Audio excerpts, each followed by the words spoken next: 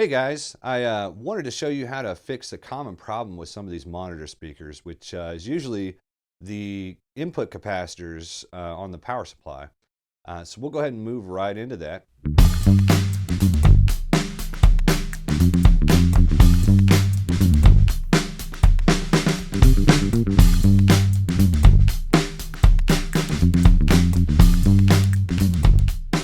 So I'm currently actually loading Linux onto one of my servers so that I can bring more content as far as programming FPGAs. I was thinking about doing a series showing different starter boards and different boards all together, how to get started with them, how to program them, maybe how to bring up a blinky LED or something like that, and just kind of do board reviews in that kind of style. But I've also got a processor series that I'd like to do, and I'd like to be able to put that into real time.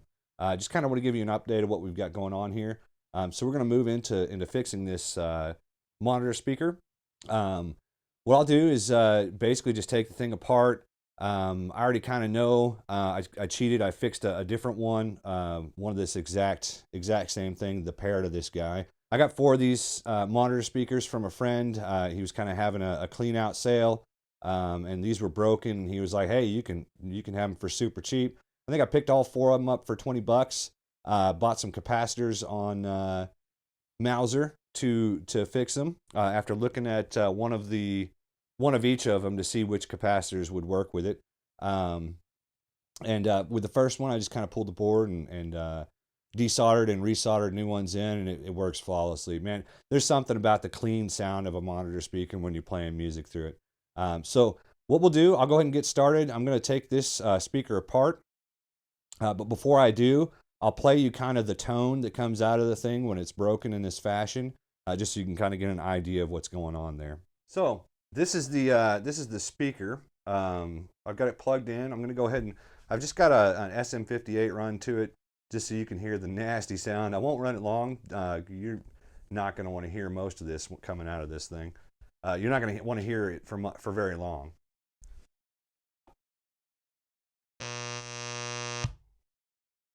So that's the noise. Let me bring this back around. So that's the noise that comes out of these things often when the capacitors are broken on there. And it's not a abnormal problem. The capacitors get old, the electrolytic in them dries out, and oftentimes you'll see kind of a bump or a bulging on the top of the cap. And in that case, it's just time to replace them. Most of the fixes that I've done, and I'm sure most fixers on YouTube will agree, capacitors are just it's a huge thing, obviously. They tend to wear out over time. So I'll tell you what, let's go ahead and break into this thing. I'll get it unscrewed, and we'll look at the components on the inside and which way to go with it.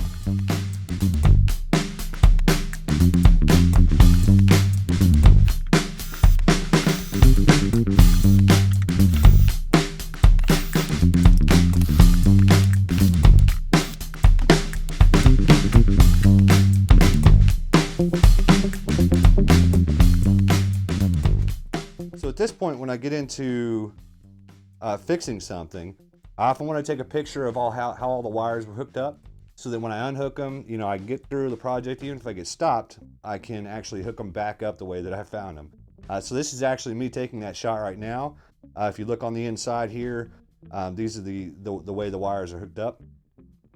You've got the blue and white up here. Is it striped or segmented blue and white here? Red here.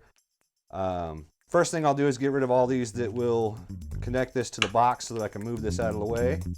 So let's get started on that.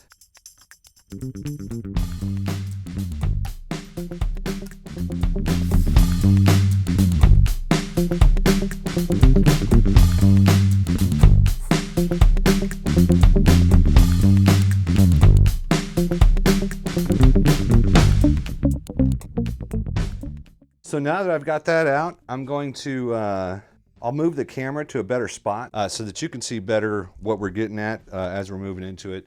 I'm just showing you all this so you can kind of see how it disconnects and how it connects afterward. If you look pretty closely once we get in there, you'll see that those caps are bulged and very likely to fix. It was the fix for the last one. So we'll get moving forward. So this is kind of an up close of this. I'll try to work around the camera here. If you look at these capacitors, these two black ones here, you may or may not be able to see this on camera, but they're a little bulging on top. That's what I suspect is the problem, and like I said, that's what was the other problem with the other one. And if you look, this cap on the top of this one, let's see if I can get that to focus, has some junk on it, and I think that it just let loose some of its business there, let loose some of its smoke maybe. So what I'll do, I'll go ahead and take these side panels off and unhook all this wiring and stuff, and then we'll get to the bottom of the board, be able to desolder it. I'll show you a few tricks on that if I can. And one of the worst parts of this, what I found out and should have known before, is that, you know, a lot of these parts have thermal paste on it, and it's just so terrible. The thermal paste gets everywhere. You have to mess with it. It's hard to get off your skin. There's just a lot of issues with it, right? So what we'll do, I'll go ahead and take all those out and let you see kind of as I go, and we'll get to the next part of this.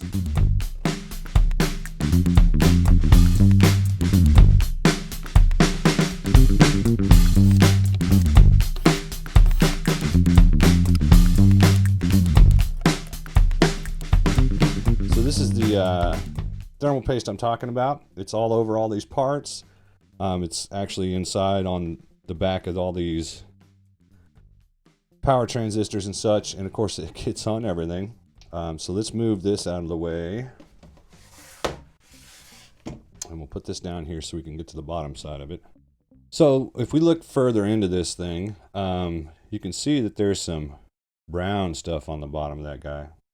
I can't help but stick my thumbs in that coating, and it's right around where these other capacitors are. So I'm hoping that it's not those capacitors. It may just be because those, actually, yeah, it's probably because those diodes were pushing so much current through them due to these other guys being broken. But we'll see. We'll see. We'll replace these guys. I'll go ahead and try to start it up if it starts up. I mean, I only paid $20 for 4 of these things.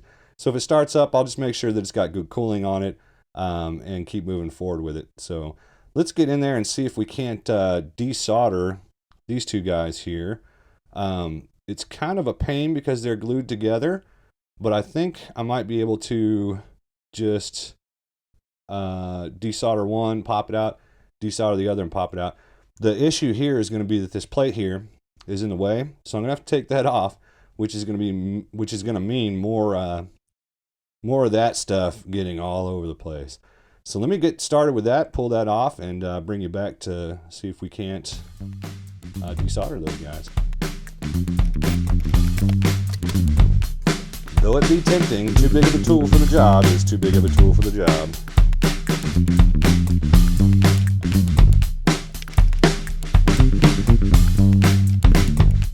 See all that gunk on there?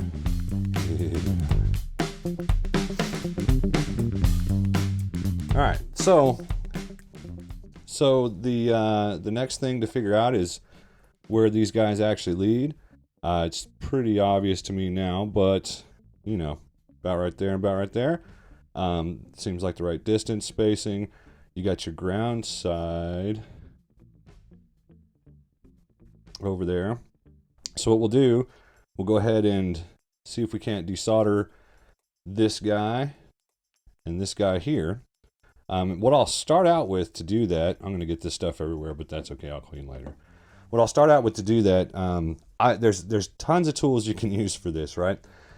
So there's obviously my favorite, my go-to, or my favorite that I have in my lab is going to be this wick, the solder wick.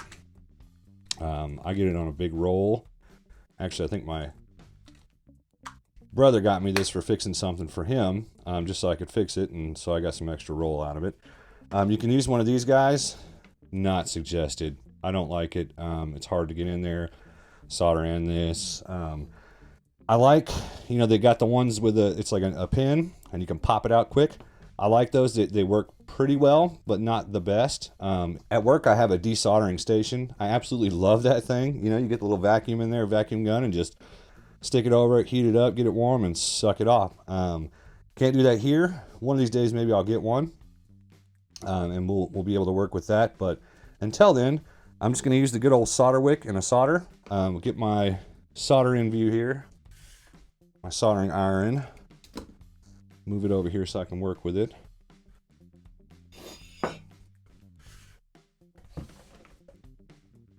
Turn on. And I use, believe it or not, I use solder to do a lot of this desoldering work, because this solder on here gets all old, and when it gets old, the rosin tends to dry out, and when the rosin dries out, then excuse my camera here, I'm just trying to get in close so we can see. When it dries out, then it becomes a real pain in the butt to work with. Also, what you can do is you can get a nice ball of solder on there, and when you do that, it allows you to kind of pull that free. Then you clean up the solder afterward. So let's see if we can't desolder this thing.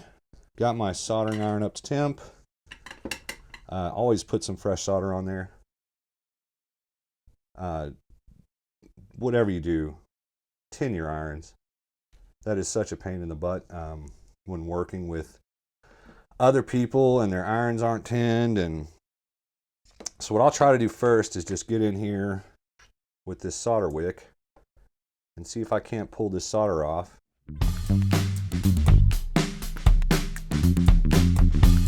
What I'm going to do is come in here, kind of put a little force on it. And it seems like it's going to kind of pain to get it off, so I'm going to go ahead and just put a bunch of solder on here. Remember when you're soldering the components, add solder to that.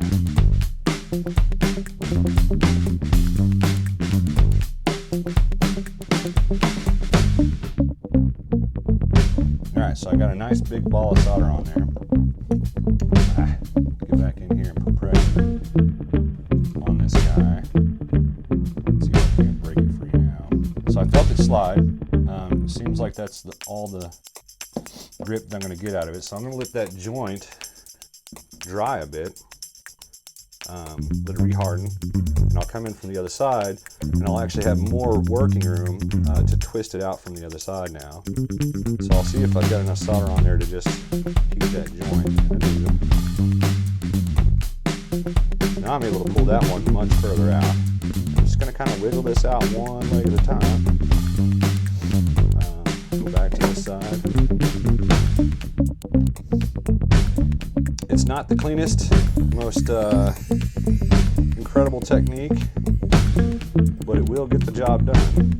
Now I've got that one basically popped all the way out. Let's see if we can get this other one popped out. I think if I just get a tug on the opposite side of these guys, they'll get it free. Alright, let's work on the other one.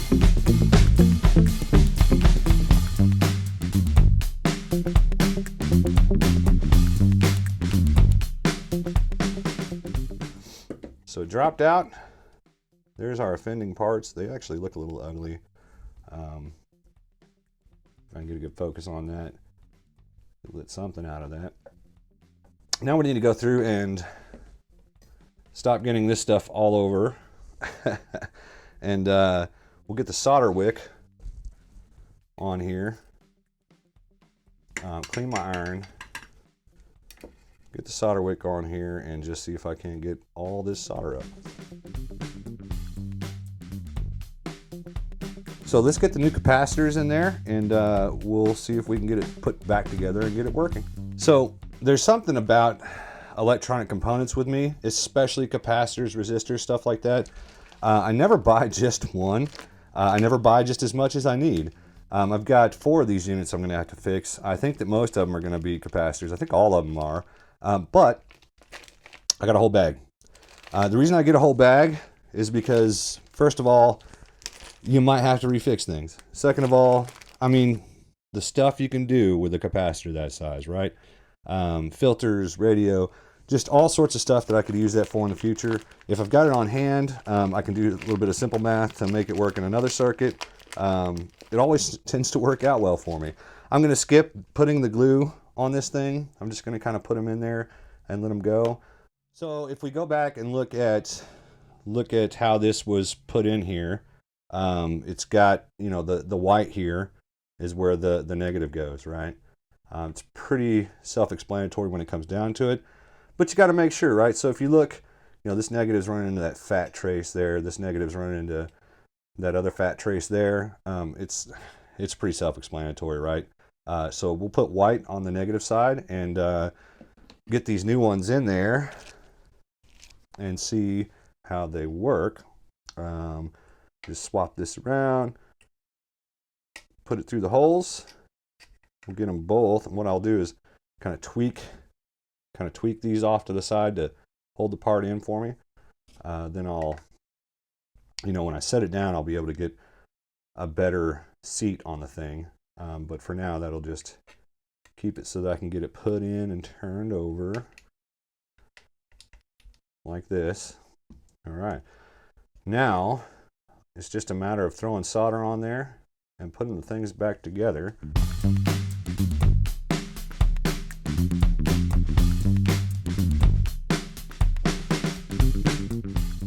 It's ugly, it's dirty, it gets the job done.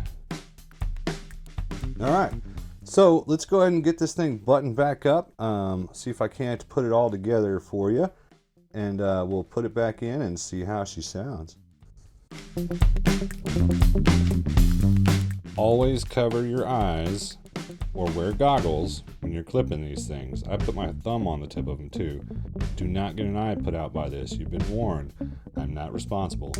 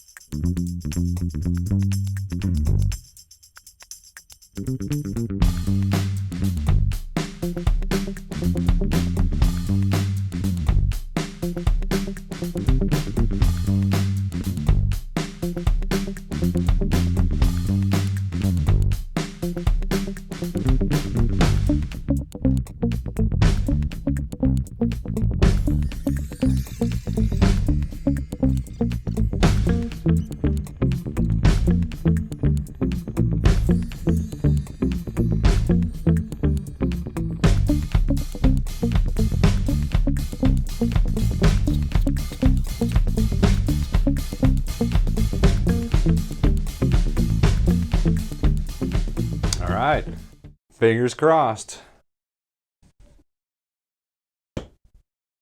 Yay, no humming, no buzzing. Now we'll hook it up to some actual stereo music.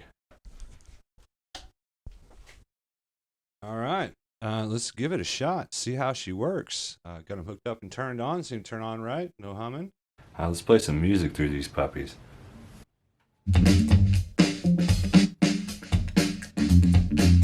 Yeah, baby. Seems to be doing just right.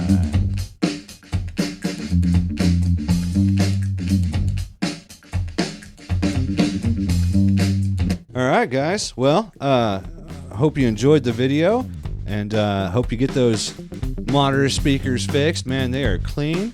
Have a great day, and don't forget to love well.